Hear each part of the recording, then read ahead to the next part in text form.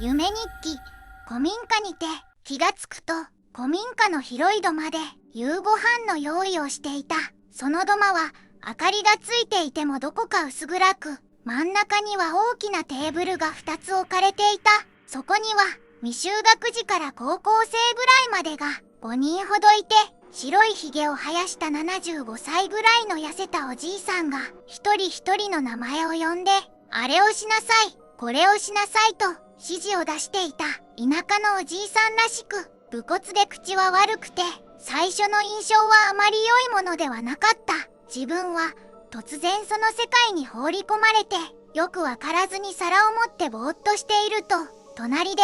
東京女子流の新井ひとみさんに似た女性が、初めてだもんで、慣れるまでは見てるだけでいいよ、と言ってくれて、自分からお皿を取ると、お鍋のシチューをよそって食卓に置いた。この時に、どうも自分は、この NPO 法人かボランティア団体に就職して、その初日という情報が頭の中に流れ込んできた。ひとみさんと子供たちは、テキパキと夕食の準備を終えると、ここに住む子供たちを呼んできて、全員で食卓を囲んだ。ここの子供たちは、年齢、性別だけではなく、明らかに外国人と思われる子供もいて、このおじいさんは口は悪いけど、今まで何人もの子供たちを引き取って送り出してきたんだろうな。やっぱこういう人っているんだな、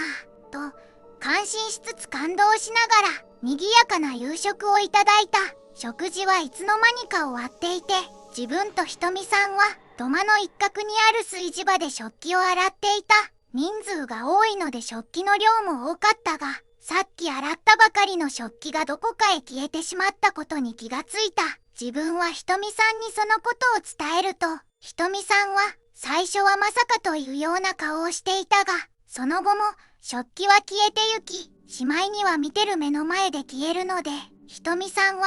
青ざめた顔で急いでおじいさんを呼びに行ってしまった。おじいさんはすぐ土間にやってきて、なんとなく自分が盗んでると疑われてるんじゃないのかと考えた自分は、違います、盗んでないです、自分はそういうことする人間じゃないです、と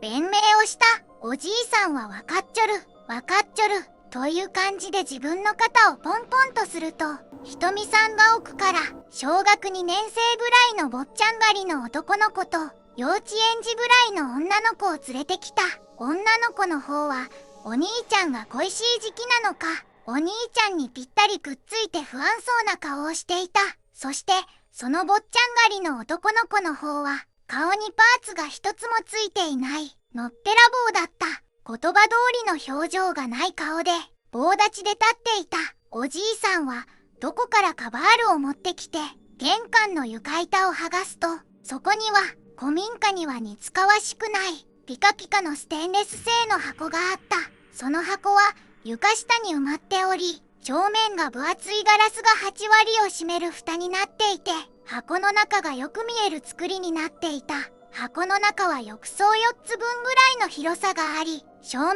ついていて、薄暗い古民家と比べて箱の中はこうこうと光っていた。おじいさんとひとみさんは蓋を開けると、棒立ちの坊ちゃん狩りの子と泣きわめいている女の子を箱の中に入れて急いで蓋を閉めた。蓋の隙間にはお札が印刷されているテープをびっちりと貼っていた。その後は何事もなかったかのように、おじいさんは剥がした床板を再び元に戻して釘を打って、ひとみさんは食器の片付けに戻っていった。ここでいつの間にか1週間が経過していて、おじいさんが再び床板を剥がしてお札のテープを剥がして子供を箱の中から引き上げているところだった。女の子はひとみさんに抱きついて泣いて、ひとみさんも泣いていた。男の子の方は顔がないので泣くこともなく、ただ棒立ちで立っているだけだった。自分は何から何までわけがわからなくて、自分ここでやっていけるかなと思ってたら記憶が途絶えました。最後まで見てくれてありがとう。また見てね。チャンネル登録お願いします。